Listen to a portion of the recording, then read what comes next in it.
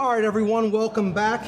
After dinner, I hope your dinner break was enjoyable. I'm going to move into the last two sections for the seminar this evening, and if time permits, we'll do a question and answer session afterward. I'll try to move through these rather swiftly. There's not too much material left. Like I said, two sections. I'm going to break down some of the dark occult symbolism in National Reconnaissance Office, or NRO, launch mission patches. And I think after I show you these patches, you'll agree that there are forces at work in government and in these intelligence offices that most certainly have a bizarre religion and a bizarre sense of what symbolism they find attractive, let's say. So again, the NRO is the office that has the least amount of employees working for them officially and the largest intelligence budget allocated to that department. Let's start looking at some of their symbolism in their mission patches.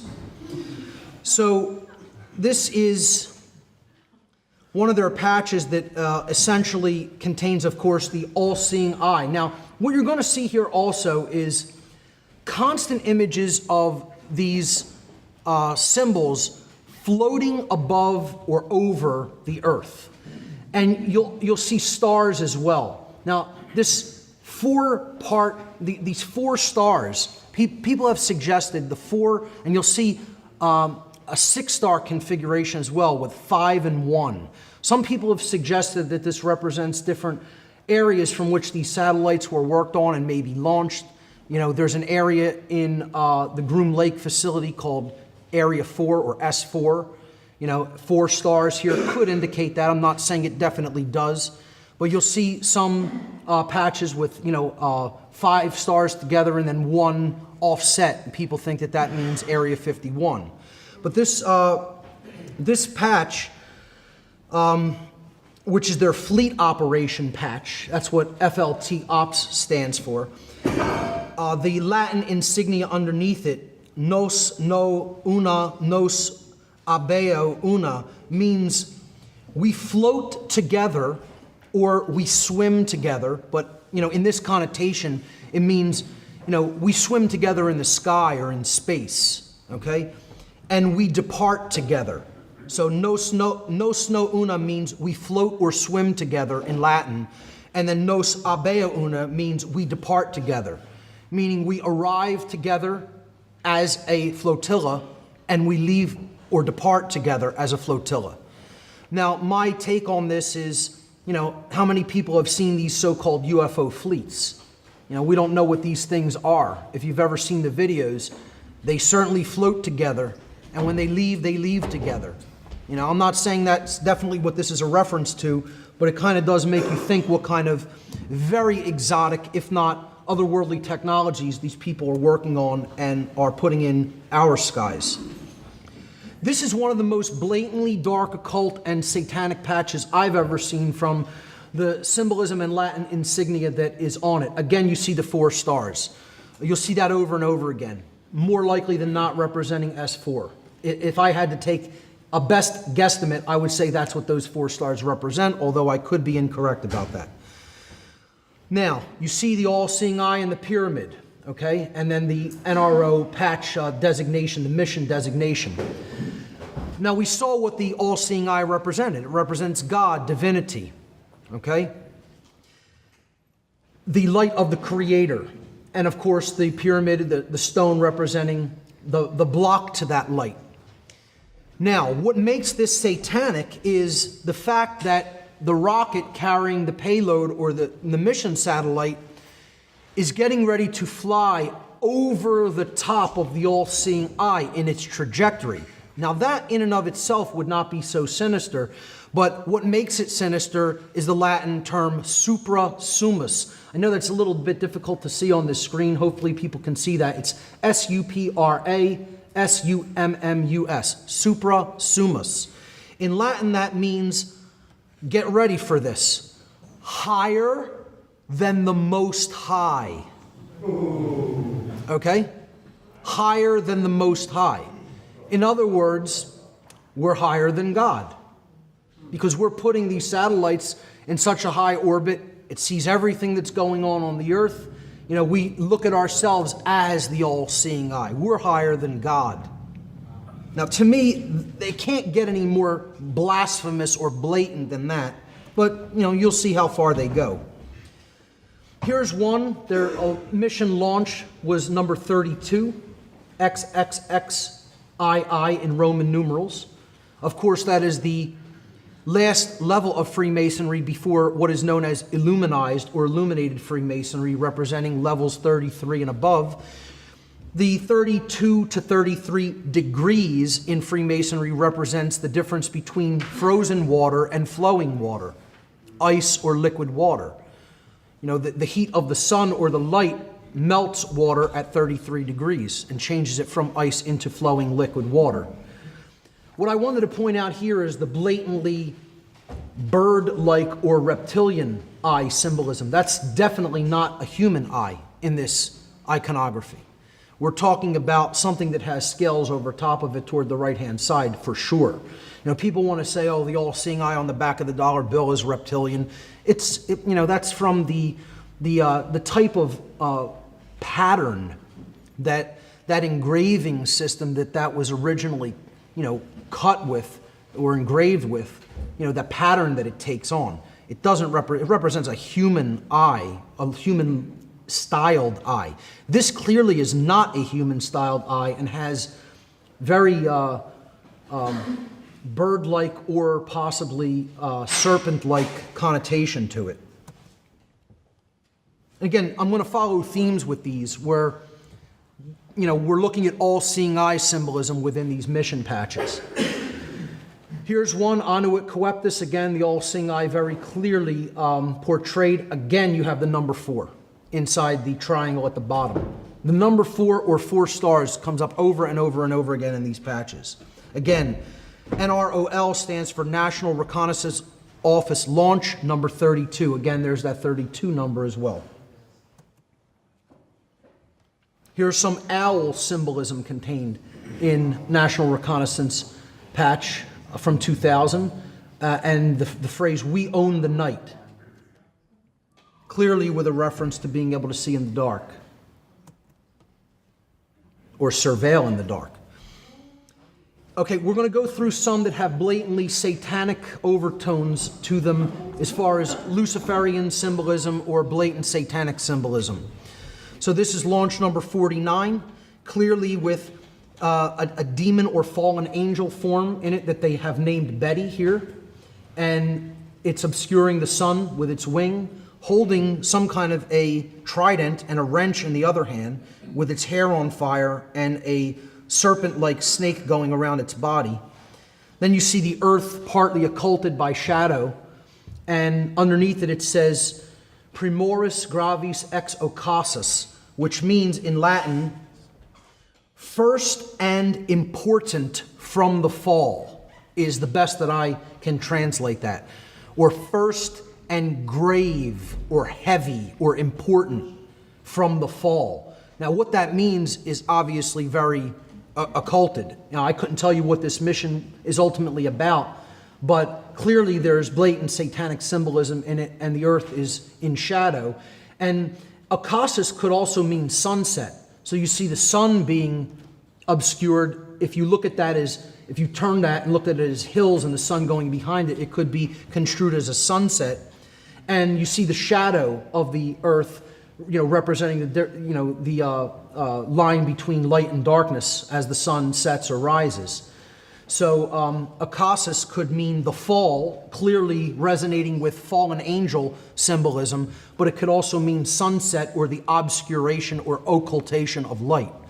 So very clear satanic overtones or Luciferian overtones there. Here's one, NROL 66, National Reconnaissance Office Launch 66, Get Your Kicks on 66, with a clear representation of the Baal figure, the bull, representation of Satan.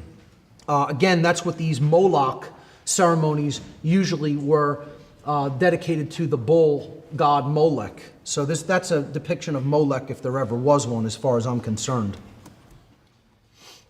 Here's one with the Egyptian god of the underworld, Anubis, depicted, looking very sinister with red eyes and, fangs and a, tongue out. And the blatant phallic symbol of the, the missile coming up from the earth. Yep. Here's more blatant satanic symbolism. Pan, standing for ostensibly palladium at night. But Pan, of course, is another demon figure in certain, pagan mythology. So here's another one representing the phoenix, and it says, and flames. Clearly, satanic or diabolical overtones there. The phrase "melior diabolus quem scies" means better the devil you know. In other words, you'd rather have us doing this than somehow the devil you don't know going out there and doing this. So, we have your interest in mind. You better trust us. Better the devil you know, with the American flag behind the phoenix. Here's one that is a clear reference to dark occultists not wanting anybody to get involved in their business. It's a blatant warning or threat. And this is special projects of the NRO with a dragon coming out of the clouds shooting lightning bolts down. You'll see a repeated imagery of dragons, lightning bolts pointed at or down at the earth. And the Latin insignia at the top says, "Procul este profani," which means away with the profane. The profane are not welcome here, in other words. Okay? Away with the profane. They're telling people, if you're not on the inner circle, if you're not in the esoteric circle, if you're not with us, with the initiates, the sorcerers who do this type of hidden, covert science work, then you are one of the profane and your eyes are not welcome here. For people who want to look into the connections of NASA and the occult, or space agencies in the United States in general in the occult, it's a rabbit hole. You could study that for a lifetime in and of itself. How many dark magicians were involved in different space agencies, and they're clearly telling you who they are and telling you you're not welcome. Here's more. So this section is all about dragons. A dragon is a symbol of power, authority, knowledge, hidden knowledge especially. And this one, you have the dragon holding the entire planet, surrounding the entire planet, as if he's either, it's his child, or perhaps he's getting ready to eat it. But it says, "Omnis vestri substructio est servus ad nobis." And this is a very broken Latin phrase. It's not really structured properly in Latin deliberately. I'll tell you what it means in a moment, but I just want to point out there's that 5 and 1 star configuration that I talked about that some people have suggested represents Area 51 or 51. Again, May Day is a big occult satanic holiday known as Walpurgisnacht. All right, Walpurgisnacht or Beltane. It means bell's wheel, the beginning of the or the midpoint of the spring season, I should say, where sacrifice in the form of blood sacrifice was traditionally offered toward the sun and the earth in order to ensure bountiful spring growth, so there would be a bountiful harvest in the reaping season. So, "Omnis vestri substructio est servus ad nobis" means all your base are belong to us. Now, for people who may know what that means, there's a reason it's in that very improper grammar. It's a reference to a big internet meme that was going around in the early 2000s, I believe, where some video game manufacturer from Japan had put out this video game with all kinds of grammatical errors in English, where they didn't even, check the grammar, and they put out, this game that had laughably bad English in it. And one of the phrases that the mission commander, the evil mission commander, says to the good guys is, all your base are belong to us. Meaning, we're going to take all your bases now, but they didn't get the translation right in the game, in the video game. So they were kind of playing on this theme, saying all your base are belong to us, because clearly what this probably is a reconnaissance mission to send satellites up to penetrate into underground bunkers or underground bases. And they're basically saying you have nowhere to hide. Here's another dragon holding the earth. This is a repeated theme throughout. He's got a diamond in his tail. And of course, he's an American dragon. He has the American flag as his wings, This is a wonderful American symbolism, don't you think? I mean, that's American through and through there. Here's more snakes curled around the earth. Serpent symbolism. Again, you see this repeated theme of 4 stars and then 1. Here's, 4 stars over here and then 2. Not quite sure what the stars really represent there, but clearly you have more reptilian symbolism surrounding the earth. The Latin phrase numquam ante numquam iterum means never before and never again. And again, I can't tell you what that means. It's obviously inside knowledge regarding whatever this particular mission or launch was about. The Information Assurance Office works closely with the NRO. They call themselves the defenders of the domain.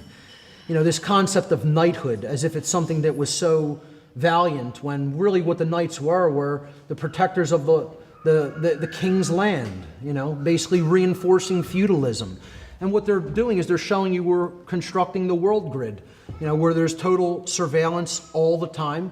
And that's the earth in a cage. I mean, the symbol right there is the earth inside of a cage. And these people think they're somehow creating or defending freedom, Oh, they're defenders of the domain of slavery, all right. They're defenders of the domain of feudalism, for sure.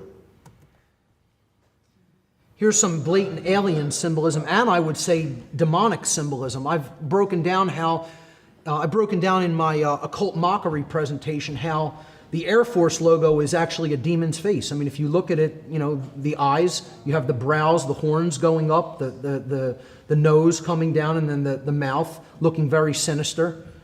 I could see it very clearly. I don't know how people who revere the symbol cannot see that that's a demon's face. And if I had to make a best guesstimate, that's the demon known as Chort. In every depiction I've ever seen of Chort portrayed, that's his face. I could be wrong about that, but it certainly looks like it to me.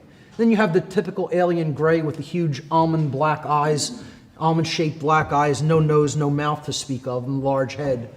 The typical alien gray.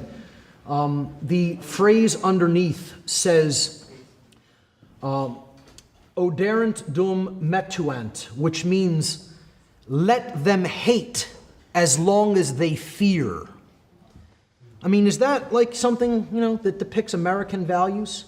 Now, I believe that is a phrase first uttered by the Roman Emperor Caligula, if I'm not mistaken. So that's a statement by Caligula. Oderant dum metuant meant, let them hate as long as they fear. They can hate me as long as they fear me. It's like saying, we're in control. We know we're in control. And you can hate it all you want as long as you're afraid. It's blatant posturing. It's up in your face as far as I'm concerned. And what is the reference? What is the direct connection to these alien grays? Is what I want to know. I mean, why is this on a United States mission patch? A gray alien face.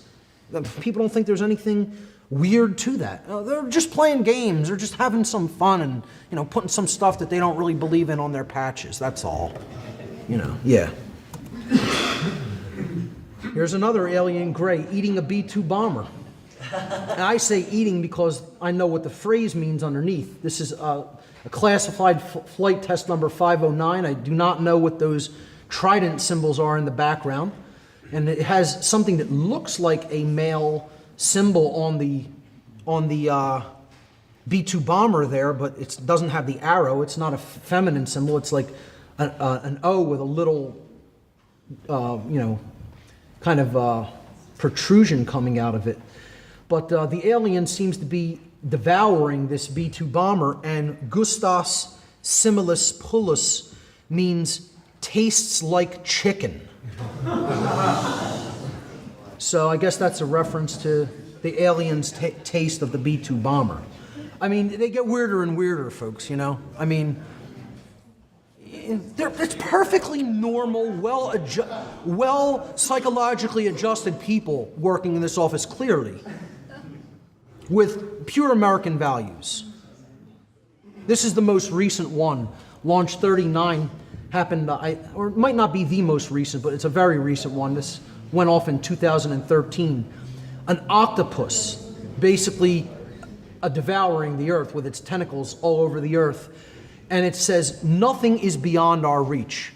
I don't know how much more blatant you want to get. I mean, you know, they're telling you, this is Cthulhu-like in its scope, you know, the macrobes, you know, of Lovecraftian visage here, you know, just holding the earth in its grip.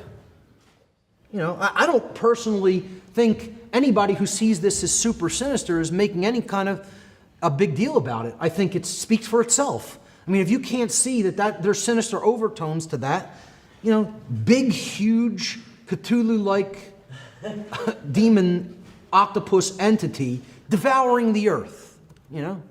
And that's what they are. I mean, they're really telling you what they're doing, as far as I'm concerned. Here's more alien or demonic or shadow people symbolism with this chevron shape that keeps appearing over and over again. 23D, space operations, semper vigilans, which means always watching or always watchful. Now I'm going to move into some of these mission patches that deal with clearly occultic imagery, clearly wizard imagery. You know, certain subdivisions of the people within the NRO actually refer to themselves as the wizards, I have heard, okay, through people who have studied some of this, space aspects to the control system a little bit more. They have put forward that there's, you know, certain special mission teams within these organizations that refer to themselves as the wizards or the sorcerers, because they have the highest level inside knowledge about what the actual purpose of these missions are, whereas everybody else is on a need-to-know basis. So they're the inner circle of the inner circle, you might say. And in this case, it's the flight test squadron. You see a sword, a sorcerer's sword there. It's the sorcerer sending a lightning bolt down to the mountains. He's in some kind of a chevron-shaped craft. He's holding that O-shaped thing with the little protrusion coming out of it. You know, I can't tell you what that is because I don't know. And, he's casting some kind of a spell, and there you see that star configuration once again, the 5 and the 1, repeated again. And, you know, if anybody sees anything that I don't, I'm welcome to interpretations. Email me or, you know, just get a hold of me afterward and, you know, tell me what you thought or what you saw. If I missed something or didn't touch on something, that's fine. Please do bring it to my attention. Here's more wizard symbology. This whole section will deal with wizards and sorcerers. They don't have anything to do with the occult, these people. Don't worry about it, folks. It's completely innocent. These people are not occultists. They're not dark occultists. They're not involved in this in any way. He's again holding some type of a scepter, presiding over the earth. Again, there's that lightning bolt. You have the craft sending some kind of a satellite into orbit. 1 star over the wizard's hat. I don't know what the letters CW represent, but the Latin translation of Arcana Imperii is imperial secret knowledge, or secret knowledge of the empire, you know, because we have an empire, right? You know, this is an empire. It wasn't intended to be a republic. We're an empire, and we have the secret knowledge of the empire is what they're telling you. You know, they're the wizards who have the secret knowledge of how these covert sciences really work. Here's more electric wizard symbology, I guess you could call this. Over and over again, lightning bolts pointed at the earth. This is all about, I feel, scalar technology. and the ability to create energy systems at will. It's a perverted application of some of Tesla's patents and technologies and higher level sciences that he was working on to bring forward for the betterment of humanity. And then these dark, sick, psychopathic sorcerers took all that and employed it for destructive purposes and control purposes, as they always do. That's all they can do, is take somebody else's work and pervert it. So here's one other one. The same motif once again, clearly depicted, the scepter shooting the lightning bolt down at the earth with the orb in his other hand. Here's more blatantly dark wizard iconography here. I'm not sure what they're getting at, or what that object going into that ball is. It could be wormhole symbolism for all I know. Your guess is probably as good as mine. Yeah, they're assessing the future all right. They're assessing the future for total takeover and slavery. And then they get, purely dark, don't ask because it's none of your effing business. But, maybe this had something to do with the moon. We have the crescent moon on there, and then the question mark. They're not even going to give you any hints or symbolism. And, then it gets even worse than that, because then there's just the blank one, that says, Si ego certiorem faciam mihi tu delendus eris. I guess my Latin pronunciation is not too shabby. It might not be perfect, but that means if I made you aware, you would have to be destroyed by me, or I would have to kill you. So if I told you about what this is about, I would have to kill you. That's what that loosely translates to. And there's nothing in the middle of the patch. I hear they're available for kids' birthdays. Yeah. A great group of guys you'd probably want to hang out with. They're clearly very mentally balanced. Okay, so look, in that section, for all I have to say is, if anybody looking at the occult symbology of those patches doesn't understand that at the highest levels of intelligence and government in this country, you have people who are involved in a sick religion, I don't know what to tell you. I mean, they're telling you. I don't need to say a word. They're telling you right there. This is the last section for today, and if time allows, I will take some questions at the end. The Tarot's major arcana, the self and the universe revealed in symbol. Okay, now I'm going to do this in a very simple way, but I'm going to try to tie together a few different occult traditions in this section, namely the Tarot and Kabbalah, and help people to understand how occult traditions cannot really be studied in isolation. They have to be studied with respect to each other. This is critically important when it comes to how these traditions cross over, how their symbolism all interrelates with each other. And I think if you really understand how I'm going to lay this out, some people will have seen me do this in my own podcast, but I'm going to lay it out in a little bit nicer of a way for this presentation. If you can really understand the correlations between these symbols, this section is so powerful. When I understood this, when I studied the Tarot in conjunction with the Kabbalah deeply enough to make this connection with the help of some other occultists and researchers, it's like it was beyond an epiphany. It was beyond an aha moment. It was like, it was beyond getting chills up your spine. It was, it was like the top of my head completely blew off, Epiphany is an understatement when it comes to it, because you realize how powerfully interconnected the people that made these systems were with this knowledge. These symbolic systems that are intended to teach wordlessly through symbol and allegory. The people who came up with them were beyond brilliant. And hopefully I can get people to see that, and it will spark some of your own personal study on your own in these traditions. So we broke down in a rudimentary way, we broke down the Kabbalistic tree of life earlier. Remember, it represents different aspects of the human consciousness. And the whole goal of the Kabbalah was to teach a moral lesson. It was to teach how we could bring ourselves into harmony with the higher consciousness and in harmony with natural law.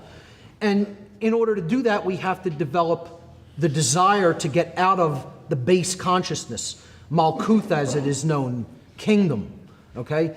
And we have to first develop that desire, which comes up from the sacrum chakra, that sexual union energy of, the desire to better oneself and transform oneself, and then develop the willpower to care enough to transform ourselves, help the process of transformation in others, acquire the understanding of natural law principles, and then put those to work in our life through our actions. When we do that, that's when we are truly communing with divine consciousness, or with unity consciousness, the top level of the tree of life, Keter. Again, we talked about the correspondence to the Vedic system of chakras and how these systems kind of like had some interplay with their symbolism. What I want to do here today is show you how the tarot must be studied in conjunction with the Kabbalistic tree of life. They're inseparable. They go together and can't be studied in isolation from each other if they're to be truly understood. Now, how many spheres are on the tree of life? 10. 10 major sephirot, right? The sphere called Da'at was not one of the sephirot. It was considered in the Kabbalistic tradition the place from which the tree grows, or the origin of the tree. It is the essence of the tree, and it represents knowledge. The word Da'at in Hebrew means knowledge. So, if we look at that as the essence of one of the trees in Kabbalah, we have really two trees of life. There's a macrocosmic tree and a microcosmic tree. These two trees are talked about in biblical symbolism in the book of Revelation. All right? And what they really represent is the microcosmic tree of the qualities of the self, and then the macrocosmic tree of the qualities of nature, of the universe.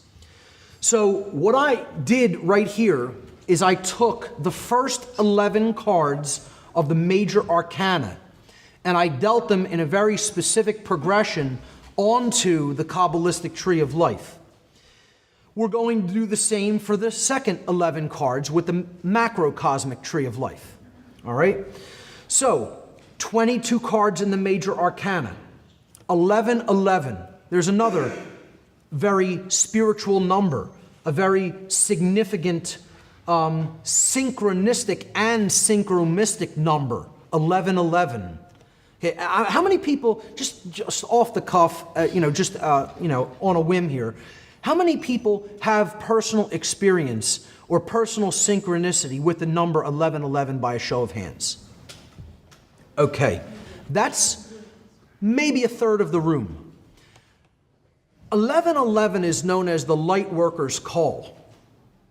What it means is, if you're seeing this over and over and over again, let me tell you something. When I was starting to wake up, I saw 1111 so much. It was like so haunting that I was tired of seeing it. It was so bizarre. At some point, it was just like, oh yeah, again, really? Non-stop. What I feel it means is that if you're receiving that, it means you're at a level of development already that you need to go forward, and you need to communicate the information that you already know.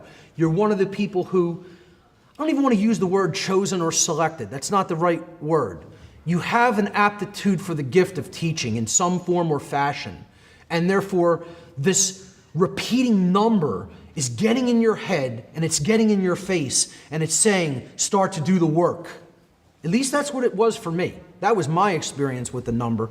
And there's a general consensus, in the analysis of this meme going around, an analysis of this experience, if you will, of 1111. The reason I'm bringing it up is because 1111 is symbolically encoded in this breakdown that I'm putting forward. We're using 11 cards, the first half of the major arcana in the microcosmic tree, and then the second 11 cards in the macrocosmic tree. Now, how I have dealt them is simply in that order that we talked about of the spheres, the Sephirot's numbered system. At the top where you have Malkuth, that's 1. Then you move to the right side, that's 2. Then to the left side, that's 3. Then you move down a notch, that's 4. And then to the other side, that's 5. Then to the center, Tiferet, the green card there, that's 6. Then down to the yellow level on the right, that's 7. The yellow level on the left, that's 8.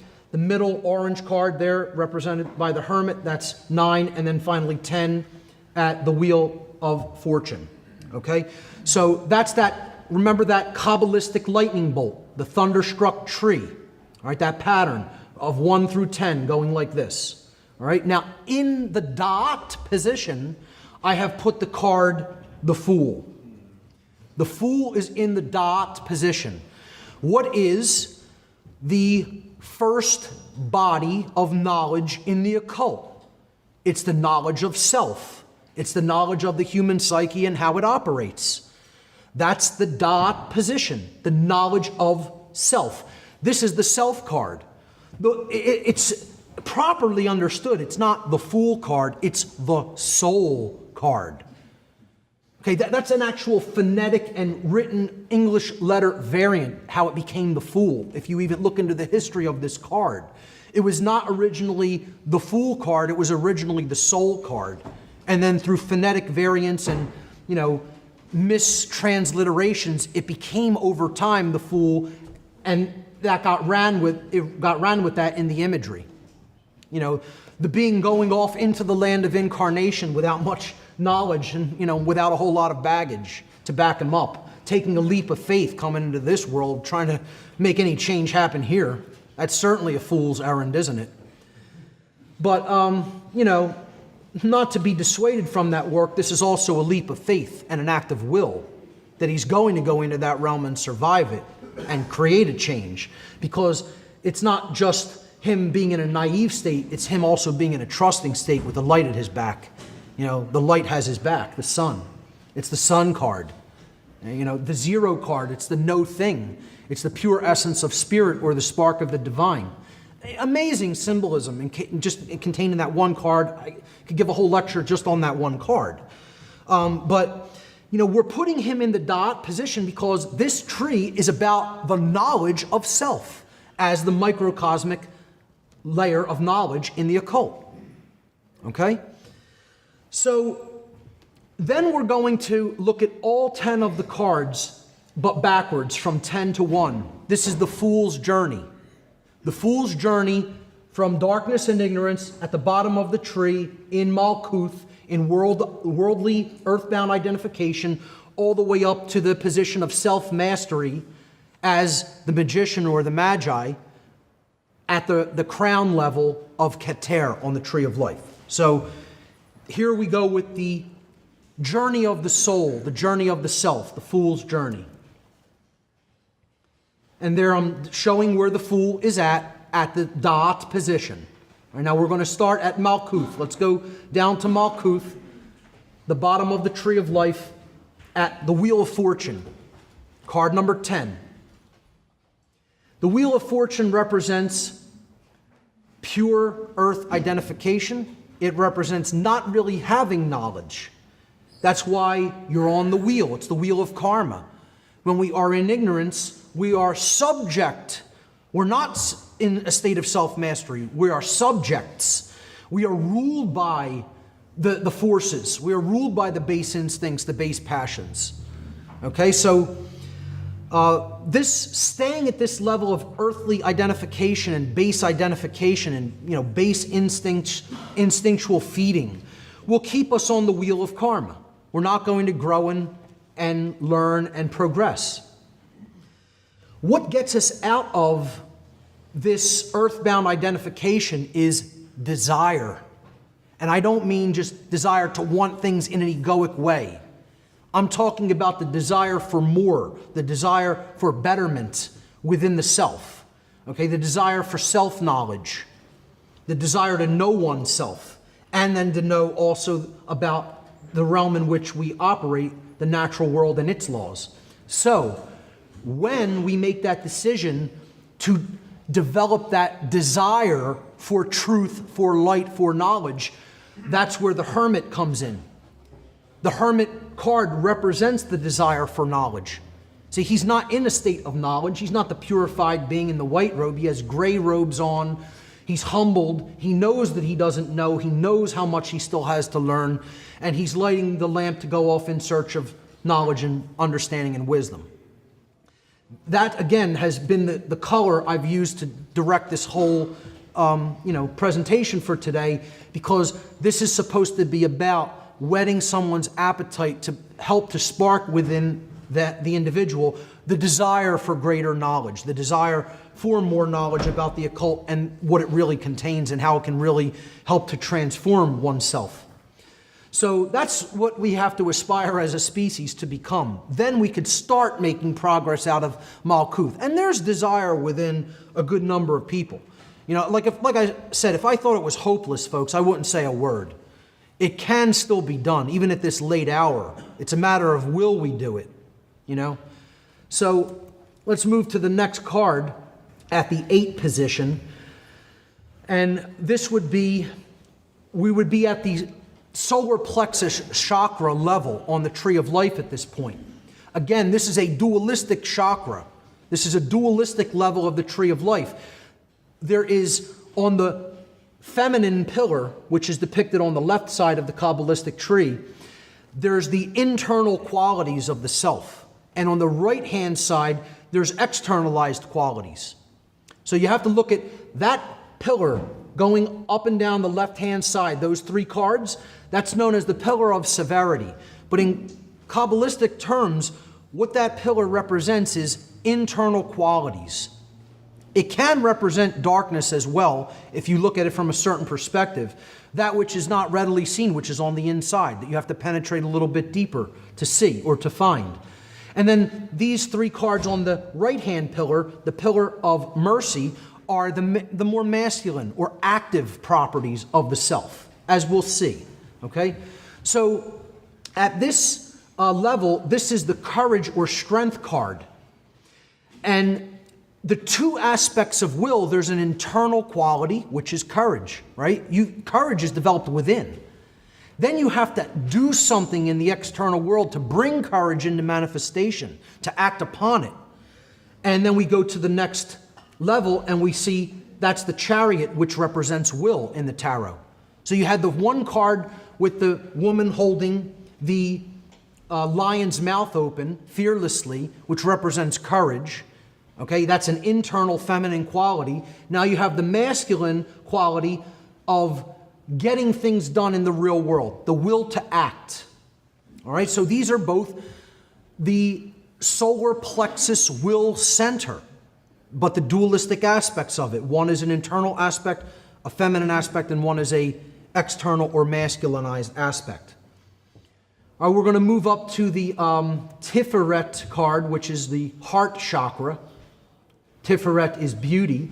And again, there we have the symbol of the heart, the lovers. The symbolism is so consistent. It's so consistent when you learn this arrangement of cards. The people who developed the tarot deck clearly studied it in conjunction with the ancient Hebraic systems, Kabbalah, and even older systems. And these cards clearly were around long before even those traditions, because they came out of the ancient Comitian tradition, as many researchers, not the least of which was Michael Tessarion, has done a lot of work to establish and end that debate, hopefully. But you know, the generative principle is depicted here, the union of the male and female.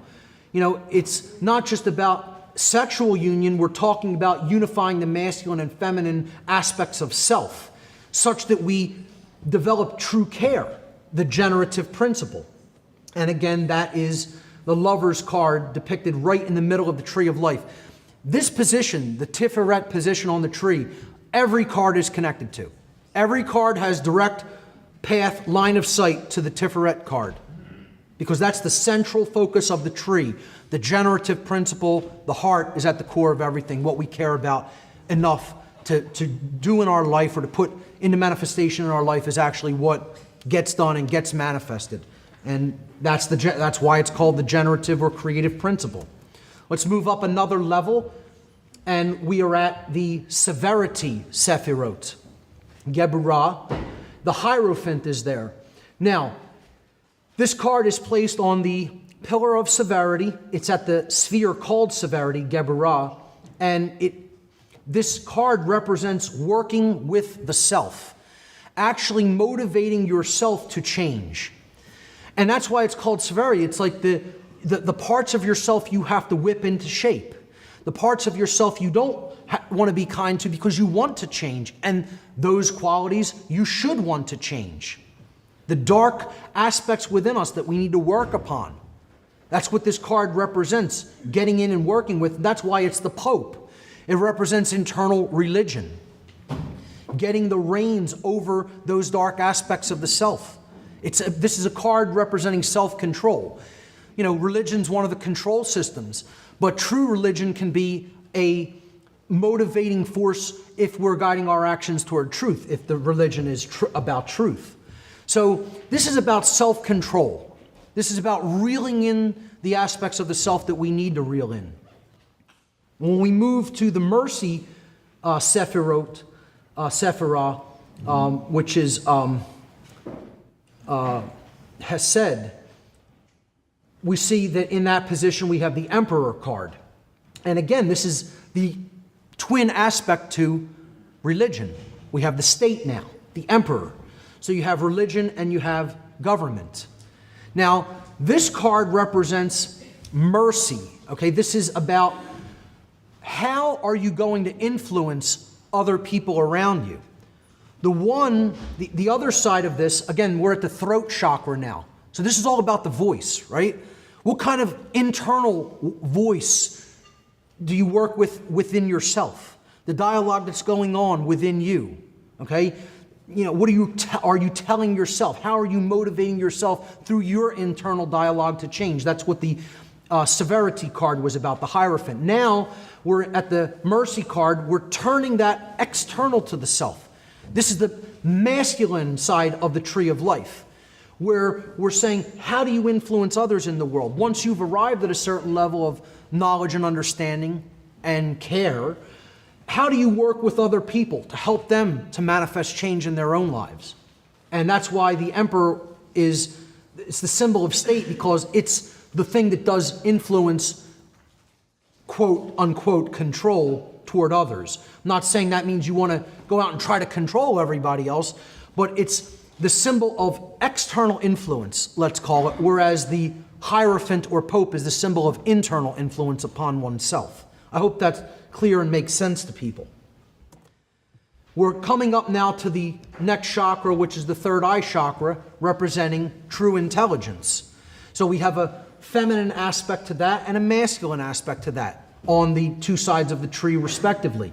The Empress is at the top of the feminine side of the microcosmic or soul tree of life, the personal aspects of the tree of life. This is the Binah Sephirah, and Binah means understanding. Understanding is an internal quality, as we talked about. You know, it's what goes on within yourself. You take in the knowledge, you process it through mental processes, and then you come to a level of understanding internally. So this is the feminine aspect of understanding, which is an internal process. And you could also look at that as a right brain or sacred feminine quality. The high priestess, while of course depicting the goddess, in this case the goddess Isis, is a feminine figure on the card. This card represents the top of the masculine pillar on the tree of life as an active quality. The goddess represented wisdom, and you see her between the two pillars, similar in Freemasonry, Boaz and Jachin, or Yakin. And of course, these are corollaries to the pillar of severity and the pillar of mercy in the Kabbalistic tree as well. So, again, Freemasonry, Tarot, Kabbalah, they all have to be studied in conjunction with each other. They are not separate sciences. They're really, again, many paths to the same destination. It's a different way of explaining correspondences and knowledge, but you get to the same end result. So the High Priestess card is actually wisdom. This card represents wisdom. Now, wisdom is not an internal quality. Wisdom, as we talked about, is what we do with what we know. It's an active process. It's taking action based upon what you have come to understand.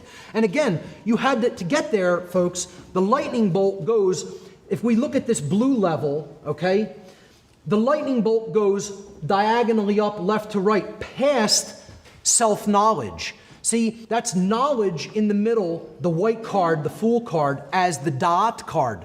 So you have knowledge, then at the top rung, you have understanding and wisdom. What are the trivium processes? Knowledge, understanding, and wisdom. Da'at, Binah, Hokmah. Knowledge, understanding, and wisdom are actually the top triangle of the tree of life before you get to the crown, which is self-mastery, which is sovereignty under the Creator, true self-government, okay? So, again, this High Priestess card, sacred feminine iconography on the card, she's holding the law, Torah, right, in between the two pillars as the balance point. And she represents wisdom ultimately, which is a masculine quality regarding action, what we do with what we know. And when we put the knowledge that we have taken into ourselves and come to understand into practice, that's when we are putting wisdom into our lives and into the world. And that's when we move toward the highest level of consciousness, self-mastery, sovereignty, true self-respect, true self-love, actively being involved as a magician in this world. The magician is the one who stands between the realms, who stands between the worlds. You know, again, he has his head in the cosmos, but his feet on the ground. He is an anchoring point. He is a bridge. He's bridging the light of the Creator down to the world, which is why he has the scepter of power connected to the higher realm, but he's pointing at the earth. And he's mastered all the forces of nature. The wand, the sword, the cup, and the pentacles, earth, air, water, and fire, the four elements again. Okay, so this card represents self-mastery from total ignorance and base identification at Malkuth, coming up through all those other characteristics of the self on the personal journey on the microcosmic tree to the highest level, to Keter, or the crown chakra, which represents total self-mastery. The allegory is perfect.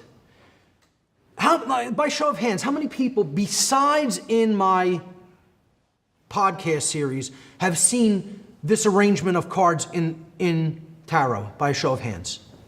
One person. Anybody else? Two. Two people. Okay? At three. Okay, three people in the room. To me, this shows, and not in any way trying to make this any kind of a harsh statement, but it shows people don't have in-depth knowledge of how these systems interrelate with each other and how they fit together. And I'm sure people who are completely unfamiliar with the occult and completely unfamiliar with my work have really never heard of any part of this or ever even seen any interpretations of these cards. Again, I'm not telling you these are the only interpretations that can be given, but look at how well the symbolism relates with the concepts of the tree of life and the spheres upon it. It's a perfect allegory as far as I'm concerned. And very, very, very few people study the tarot in this way. They don't combine it with the Kabbalistic tradition, and they don't see the powerful transformative aspects that symbolism can play practically in your life if you really deeply, richly understand the symbolism. So I just hope that this kind of conveys this in a way that's readily understood. I hope it did anyway. I'm going to move to the macrocosmic tree of life, and we're going to see how that arrangement of the second 11 cards of the major arcana of the tarot tell us all about the forces at work in nature. And I'll also tell us about the two ways that a civilization can go. All right, so let's look at that. So here I've built the macrocosmic tree of life from the second 11 cards of the major arcana of the tarot deck. So I'm starting with card number 11, which is the Justice card, which is the most important card in the entire tarot deck as far as I'm concerned. Card number 11. We'll get to why that is.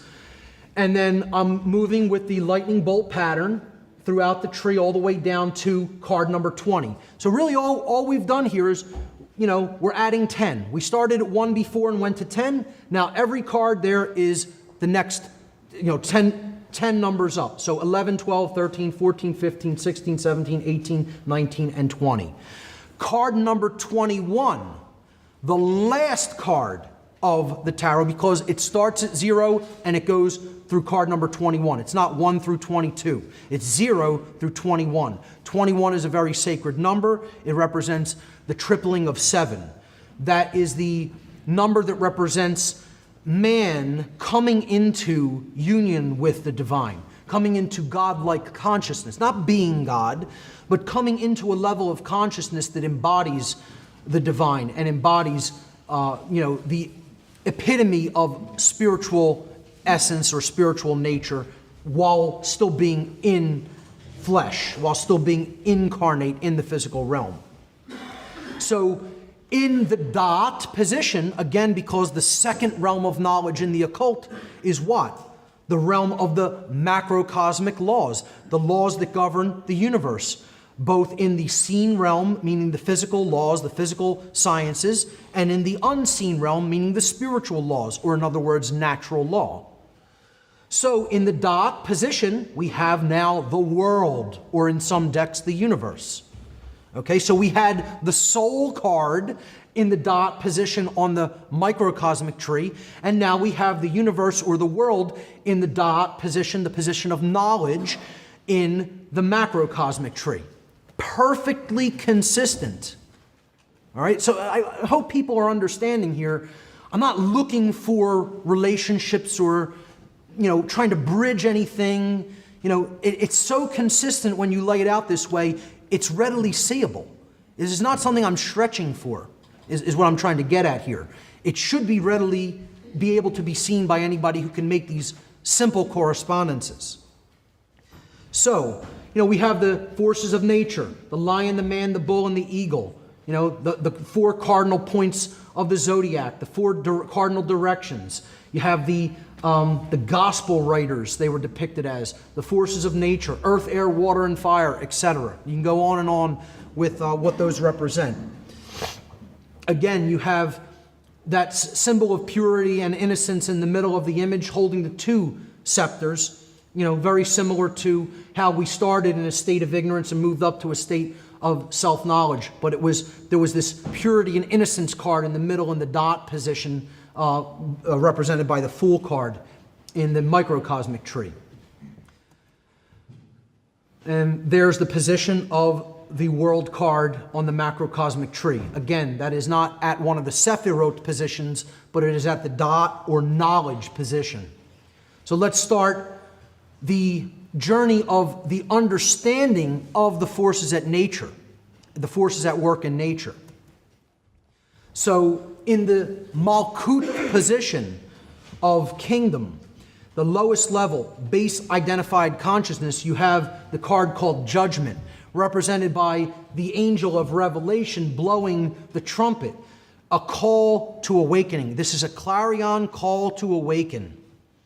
We are being called up out of our slumber. We are being called up out of earthly, base identification and ego identification to a higher level of understanding. Some people will answer that call. Some will not. Some will be resurrected. Some will stay dead. Okay, so if they do indeed resurrect through desire for light, desire for knowledge, desire for truth, then they will come out of those tombs. If not, they will stay in the realm of judgment, which is Malkuth. Just like you could be the hermit and come out of that realm represented by the Wheel of Fortune, seeming chance fate, the checkered life of man, the floor of the house in Freemasonry. You can come up in the microcosmic tree to the hermit through desire, through personal desire for knowledge, or you can stay in Malkuth, which represented, the wheel of fortune. Well, this is the same thing on a macrocosmic scale. The universe, the will of creation, is calling all species up to a higher level of evolutionary progression out of that base realm.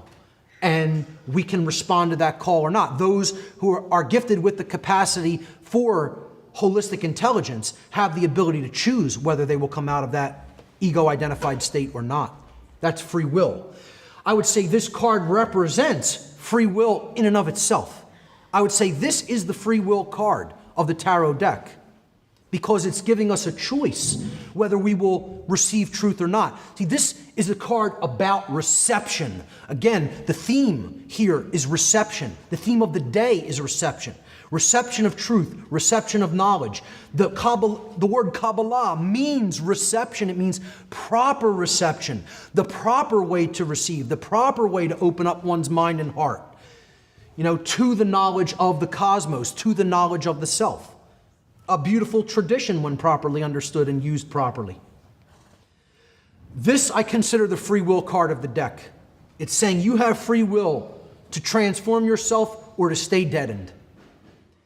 And if we move forward, I would say going up to the next level, again, one of the most important cards in the deck, and again, the orange card, another theme throughout the day here, this orange color, representing desire, representing choice. This is a card that I feel represents choice. The card represents the light, knowledge, truth, the sun. Again, we saw all of that in the symbolism section. That card is the truth card. What's the light that's calling us up from that Malkuth position that the angel's blowing the trumpet for behind her head? It's the light, it's the sun, it's truth. This is the truth card of the deck. But it also represents a choice because the paths converge from that point. And yes, you could still see we're going to make our way up in the lightning bolt progression to get to the top of the tree. But the microcosmic tree is slightly different than the macrocosmic tree is slightly different than the microcosmic one because this card represents a choice point. Will you receive truth? Will a civilization receive truth or not? That's what this card is the choice point for. It's the truth card. And it's the choice of whether we will receive truth or not. Now remember, there's the path of severity to the left and the path of mercy to the right.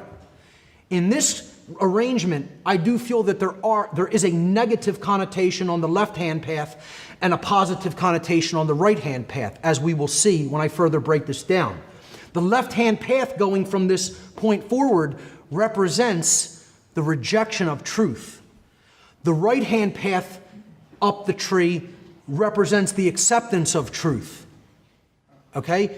The middle pillar represents the choice point that we have to either receive or not receive truth. And then the middle card there, as we will see at the Tiferet position, means the care to change. Ultimately, that's the change card. All right?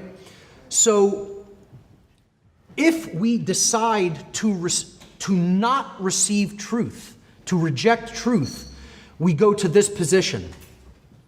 Okay, so this is the moon, which again symbolically represented in Freemasonry that darkness side. You can look at it as a feminine symbol, a piece of feminine symbolism as well. But in this connotation, it means night, darkness. These creatures here in the traditional interpretation of this card, it means ignorance. This has traditionally represented ignorance in the breakdown of the symbology of the moon card. And I would suggest that's what it means here in this position. It means we have not chosen to receive the truth. Conversely, on the active side of the tree, the pillar of mercy, the star card represents all of the other lights of the heavens that are suns. And as such, this is the alchemy card. It represents that we have decided to accept truth into our lives and integrate it. When we move up to the next layer, we're at the heart chakra now. And again, look, folks, that yellow level represents will. Okay, we're making a decision in will, in our guts, whether to accept truth or not. So that ignorance card is a willful position. It's taking a willful position.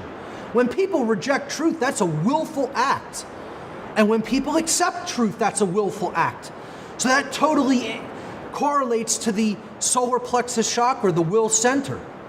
But now we're moving up to the heart chakra. Again, a unity chakra, right? The heart, the generative principle, what ultimately drives change. The generative principle is what creates change in our lives and in the whole society. So this is the change card, and this card itself is neither negative or positive. It simply represents change, often sudden change.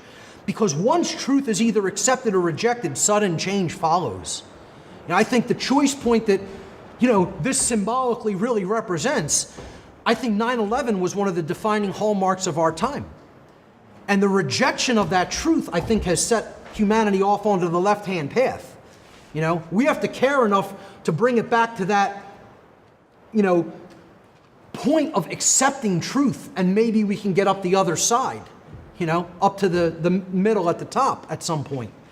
But, the symbolism of 9/11 here is actually very overt, actually. The thunderstruck tower. Sudden change could be for the good, could be for the bad. Either way, change is coming. The universe abhors a vacuum, it abhors stagnation. Change is always happening. Now we're moving up to the next level, the throat chakra. Again, you have severity here.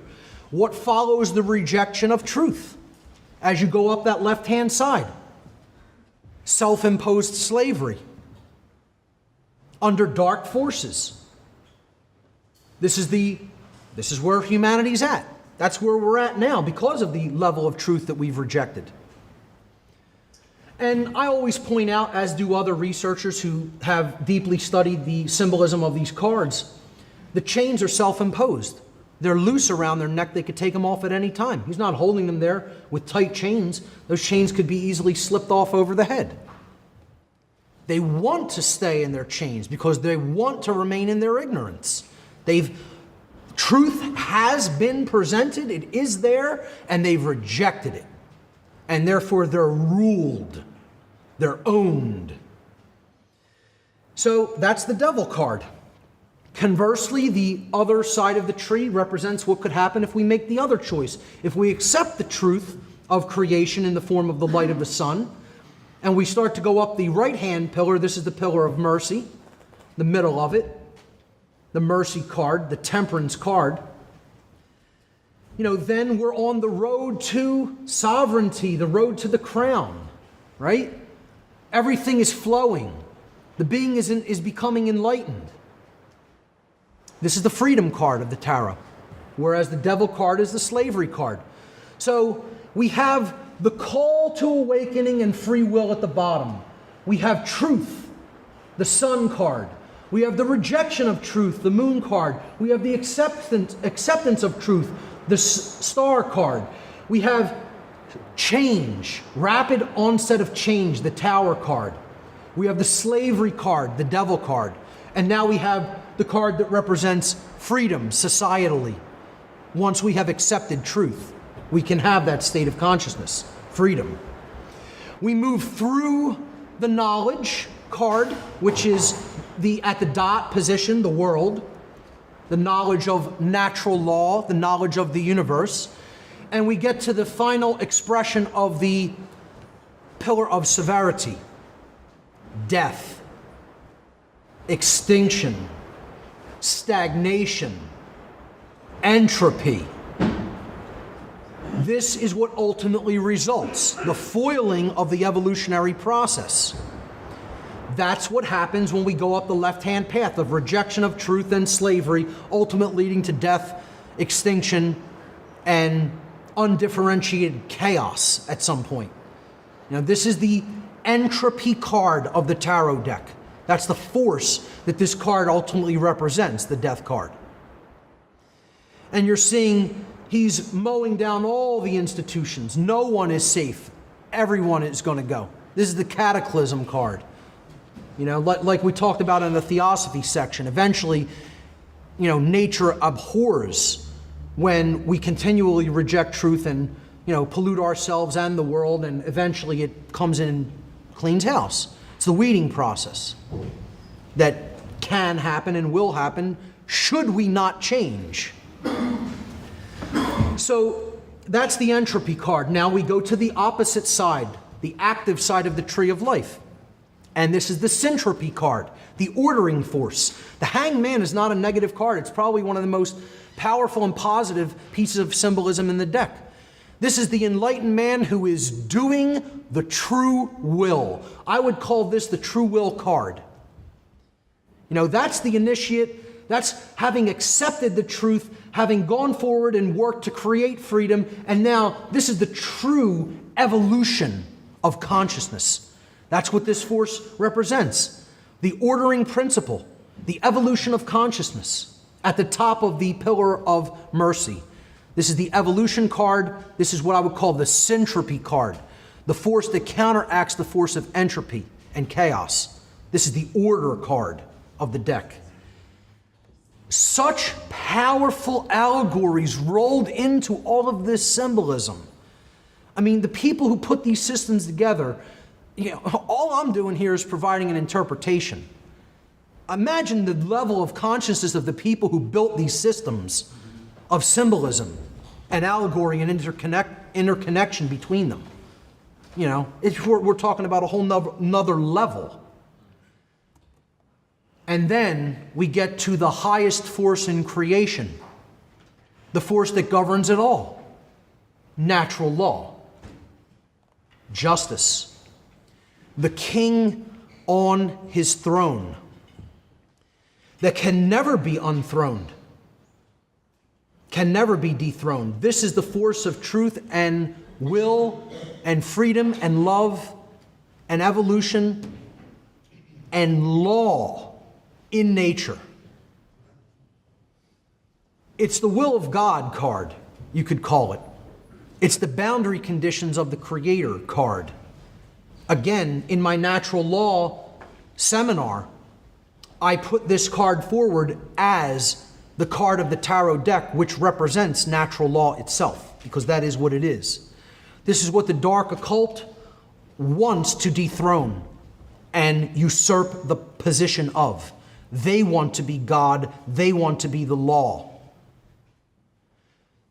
Ultimately, that is the most important card of the entire tarot deck because it is the law card itself. And this is the understanding of natural law is ultimately the only thing that can resurrect this species and put us onto a new path. That is what the dark occultists don't want us to understand, which is why I have always referred to the knowledge of natural law as the most occulted knowledge on the earth. And I'll end this presentation the same way I ended last year here in Connecticut by saying, the law is king and can never be dethroned from its proper place at the crown, at the highest level of creation and the highest level of authority in the universe. This is the only authority that exists in the universe, natural law. Ladies and gentlemen, thank you so much for your kind attention today.